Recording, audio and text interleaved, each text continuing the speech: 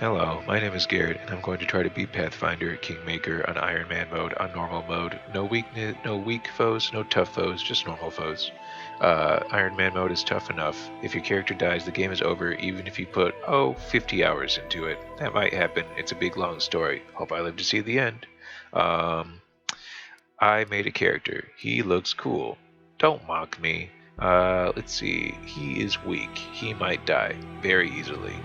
The trade off, he might rip a hole in reality and summon demons and cool stuff. Also, he might be a good sword fighter. That's a cool combo. Isn't that The Witcher? Let's see. I haven't watched it. I'm more interested in playing The Witcher, apparently, but not actually The Witcher. I'm just interested in playing someone inspired by The Witcher in a Witcher like universe. That is my fickle nature. It's 2020, January, and The Witcher's come out, and everybody's thrilled about it. But I just want to play my game. And I'm gonna, and you're gonna watch me, apparently. Thank you. That's cool of you. I'll try to tone it down. These are my stats. How strong you are. Coordinated. Tough. Studious. Um, your sense of judgment. And finally, your force of personality. Notice how vast the differences are. This is called min-maxed. You choose one stat to sacrifice so that another attribute can thrive. Think of these as two realms: physicality, mentality. Since I've told you everyone wants to cast a little magic in this universe when they enter it, but still wants to swing a blade, you kind of have to choose what you're going to sacrifice. And you've got two directions you can go. You can be, you can have a brick jaw and just meaty fists,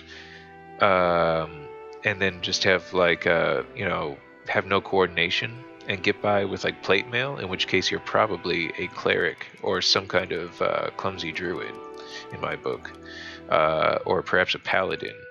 Um, but wizards can't cast spells, so they gotta be nimble to avoid getting hit, and they have to be smart to cast spells in the first place. And while you could technically start it off really low, and you could kind of tell the story of someone who's didn't start out top of his class, but over time, as he acquired points, as he gained levels, they're called, he gets smarter and smarter and smarter. You have to be around here in order to do all the magic. Too bad it doesn't kind of gray it out to show you, that you don't have access to things as you bring it lower and lower and lower. Oh, but you see that number goes up. So that's kind of an indicator. Um, so I'm just going to leave it here. Some people will cry foul, say, you just created an Ubermensch, eugenic, bastard. Sorry, I'll try to keep it PG-13. This isn't fair. This is min-maxing. Look, man, I already died 2 hours into a boar. I'm trying to survive here, so I'm going to give him poor judgment because it's funny. Give him more forceful personality because he's going to be a baron. Leave constitution static because I want to get toughness. Pump up dexterity because he can't wear armor, so he's got to be like dodgeball champion here. This is important to note. Fighters tend to just attack you despite your ability to dodge and despite the armor you have on you. So that's why you see the sword swinging at the armor. It's armor class. That's everything you've got to throw at defense altogether. Rogues often will catch you when you're not ready to dodge, so it's just the armor you have on you. Notice that my lizard skin doesn't represent a very high flat-footed armor value. Thieves are like the anti-mage in that respect. If you don't have, magical protection up, a thief can catch you unawares and kill you easily. And then finally, touch is like the mage domain. Mage can light his finger on fire, and if it so much as touches your iron gauntlet or something, your entire body erupts in a flame and you die in a matter of moments. Or they look at you from across the room and they point their finger at you, and if you aren't quick enough to kind of get out of the way of the perceived beam that finger is forming, like a laser pointer, then you will be caught up in the actual laser that erupts from the tip of that finger. Throw it on right, if you know the cartoon. Um, so so that's a mage's territory is what I call, dodgeball territory. Are you dodgeball king of the court? Um, So what I'm making is going to be a little good at this and a little good at this, and hopefully he'll be able to account for this. But his ability to approach enemies from these directions will give him versatility, lethality, and entertainment value. Uh, Only a thief can really catch people flat-footed and exploit that. Like, not only will they catch you uh, unaware, but they'll hit you where it hurts, like your kidney. I think I've already said that. So, doop-a-doo. I'd rather deliver a strong punch than take one, especially if I'm going to get toughness. Listen to me, power game. Let's see. What do you do when someone first walks into a room, Garrett? That's my name. Well, first, I like to make a good first impression. Well, what if they're dead set on killing you, because that's the nature of this game? Look at all these, combat-related feats. This is not The Sims EA. Well, I guess I would use my natural dexterity to defend myself rather than my strength. Perhaps the damage I deal would suffer a bit, but at least I would be guaranteed, or I would have a better chance of landing the blow to begin with. And lastly, if all else fails, I would hope to cast magic, and if my enemy took the opportunity to punch me in the mouth while I was incanting, hopefully I would have the concentration, the inherent self-discipline to finish my incantation. So there you go. Those are the things that define my character as a sort of martially minded survivor in this world. Still very much a sort of like violent maniac by a lot of people's standards, I imagine. Most people are concerned with their job and their livelihood and their family and their, comfort, in life and retirement, let's say. And as am I. So this is why I'm happy to kind of live out this mini series, let's call it. So now I'm giving myself my spells. If I had like an intelligence of like 12, I would have like 4 slots, but I give myself like Einstein intelligence, so I've got like 7 to start. So I start with protection. This is like summoning armor for your body, except it weighs nothing. It's like chainmail. This is like summoning a shield for your body, but it weighs nothing. It's like a floating disc that floats nearby. That's awesome. Don't ever dismiss abjuration. Don't ever dismiss conjuration. Let's see. Then I like to go augmentations. I like Stone Fist because it makes it sound like it turns your fist into stone and you gotta like punch at the guy. But remember, punching at a guy is more like this. The spell actually operates on this, so it's more like you somehow can transfer the kinetic force of a punch through a mere touch of the finger, even through armor. So you can kind of like touch a guy in full plate armor to death, and you'll just like kind of punch him to death under his armor. It's a cooler concept, and I think they could make up a name for it. Developers, if you're watching, because I got so much traffic, because I'm so cool and I didn't even know it. In my fantasy, let's see, hurricane bow. Yes, the arrows you fire out of your bow suddenly become larger in flight to like the size of harpoons and deal greater damage to your foes. What a cool concept. Only, wizards can do that, I think. Fire comes out of your hands. You're not a wizard if you can't do that. Shoots out in a cone like a flamethrower. A fire bat from StarCraft. I like to be able to throw a snowball, which is deceptive because the thing is so big that at level 1 it might kill me, this level 1 peasant schmuck over here, and at level 5 it will like certainly kill me. It's a matter of will I drop dead or will my body explode. This is deceptive. This is like the size of a car tire or something comparable. It'll destroy you. And then lastly, I like something like True Strike. A guaranteed hit just when you need it with something powerful like a snowball or an extra large bow, that sort of thing. What is his name? My name is Garrett. I want his name to be Garrett. His name will be Garrett. Why not? This is all about projecting yourself onto your avatar. We're going to start him out morally neutral, and so Are you good? Are you evil? Do you believe in the speed limit? Do you hate the speed limit? Do you not really care about the speed limit? You'll exceed it when you think it's safe. That's basically what it comes out to. Do you love puppies? Do you hate puppies? Are you apathetic about puppies and you love the speed limit? Uh, that's what it amounts to. Or are you absolutely insane? There you go. Are you insanely good? Are you insanely bad? So I'm going to start neutral. Neutral represents not only a kind of awareness of the cosmic balance of good and evil and the need for both and the need for balance. It also represents absolute ignorance and apathy about all that stuff. And that's how our guy is going to start out as a level 1 schmuck. He's more interested in looking cool and being cool.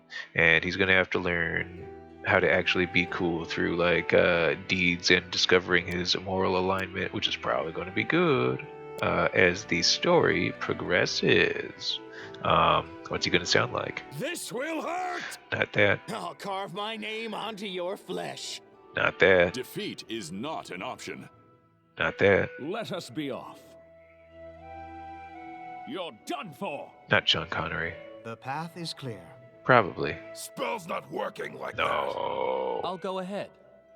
We will be victorious. Calm down. Someone else would make better use of this. This will hurt. I didn't even break a sweat. I'll go ahead. Nah. My skills exceed yours. Oh, Will Shatner. Time's not waiting. Someone else would make better use of this. We will be victorious. This will hurt. I'll go ahead.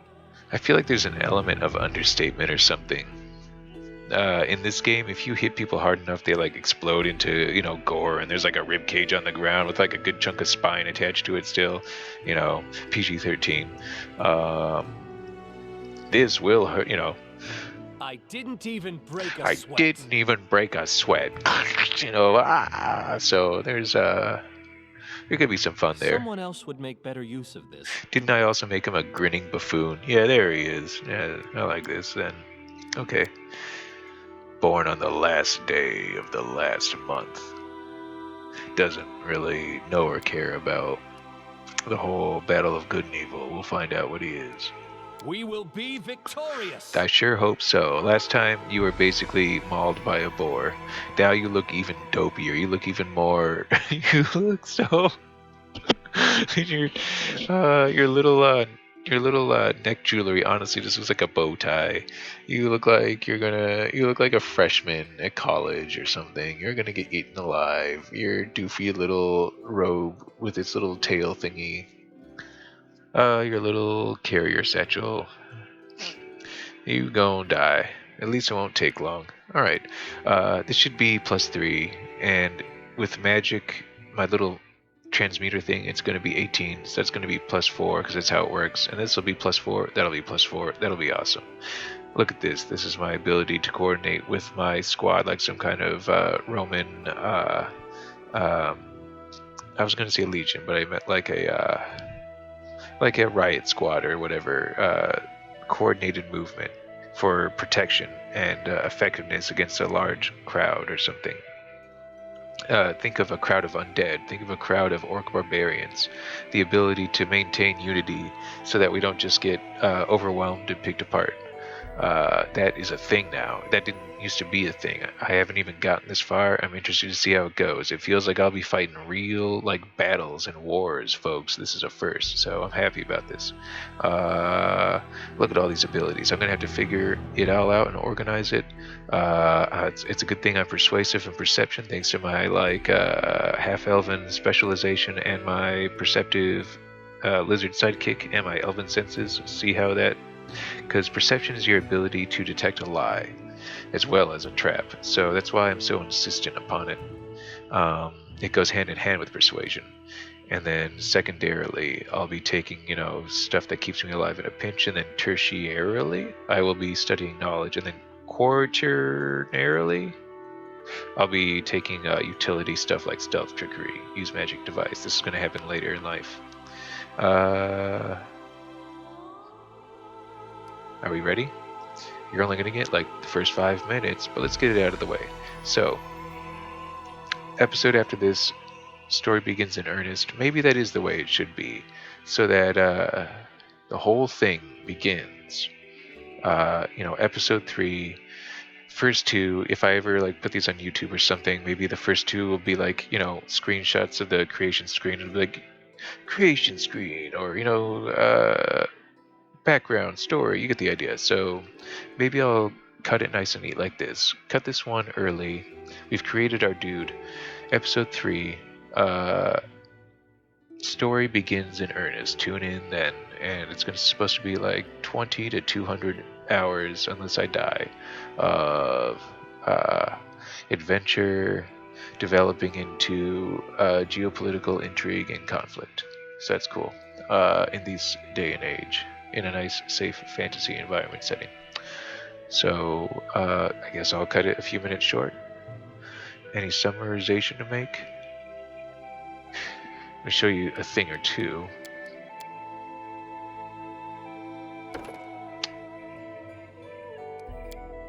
Here's your list of animal companions. You have a bear, or a boar, or a dog, or an elk, a giant centipede, a leopard, a mastodon, a monitor lizard, a smilodon, which I liken to a monitor lizard, a wolf, or a...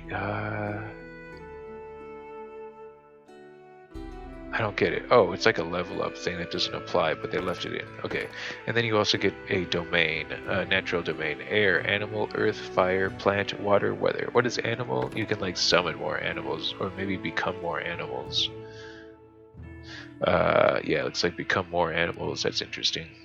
I don't really like shape changing though. It's like, why did you do all of that adventuring just so that you could, acquire and sell that equipment, so that you could buy new equipment, equip it, get ready for a new adventure, and then when like things get hairy, turn into a bear?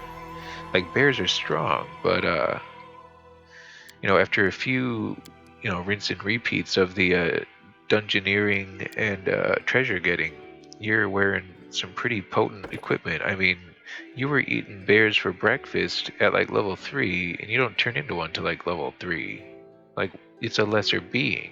That's my qualm with it.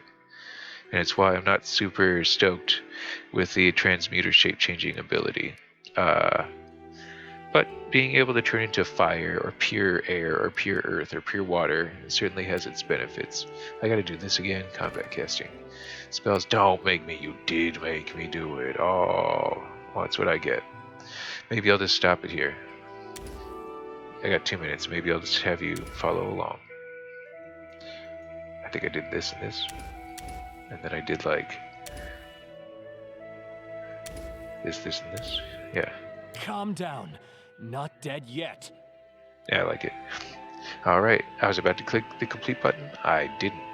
I think you grasp the situation at hand. I will hardly get started before I'll go to bed. I am white after this week. But look forward perhaps to picking this up tomorrow, and at least starting this later tonight. So I'll see you in the next episode.